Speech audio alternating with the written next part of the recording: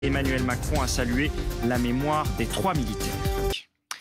Ils avaient 21, 23 et 28 ans. 3 soldats français ont été tués hier par une bombe artisanale dans la zone des 3 frontières au Mali, endroit où la force française Barkhane concentre ses efforts contre les terroristes depuis janvier. Emmanuel Macron a fait part de sa très grande émotion. Nathan Ramaïrisson. Les 3 soldats français appartenaient au 1er régiment de chasseurs de Thierville-sur-Meuse. Ils effectuaient une mission d'escorte au Mali, dans la région d'Ombori. Leur véhicule blindé a été atteint par un engin explosif improvisé. Ils n'ont pas pu être ranimés.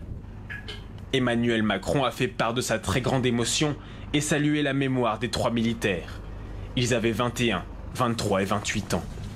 C'était la première fois depuis mi-novembre qu'ils retournaient dans la région. Ces 3 décès portent à 47 le nombre de soldats tués dans les opérations Serval, puis Barkhane. Un drame qui intervient 3 jours avant l'arrivée de Jean Castex au Tchad, qui va partager le nouvel an avec les soldats français. Ces 3 décès portent donc à 47 le nombre de soldats français tués au Sahel depuis 2013 dans les opérations Serval et Barkhane.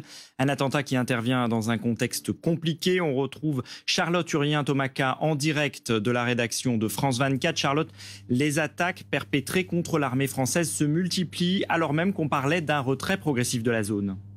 Oui, tout à fait. 3 militaires français ont été tués dans la zone des 3 frontières, dans le centre du Mali, et précisément dans la région de Ombori, qui est une zone d'activité intense pour l'armée française. Et dans cette région, les attaques se multiplient notamment à l'encontre des soldats de l'armée française, alors même que le chef d'état-major de l'armée française, le général François Lecointre, était en visite dans la région il y a une quinzaine de jours.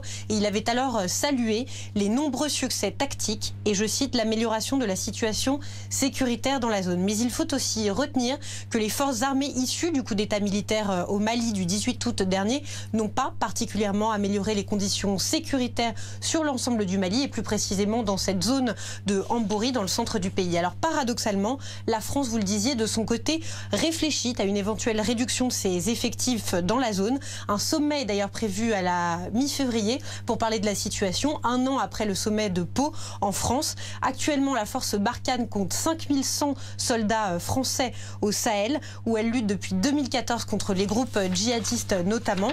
Une telle réduction est toutefois jugée prématurée par le commandant de la force G5 Sahel. Ce jeudi, le Premier ministre Jean Castex doit se rendre au Tchad pour passer le réveillon du 31 décembre auprès des militaires de la force Barkhane au Tchad. L'occasion d'une discussion très certainement avec le président tchadien Idriss Déby pour parler du maintien ou non des militaires tricolores sur place.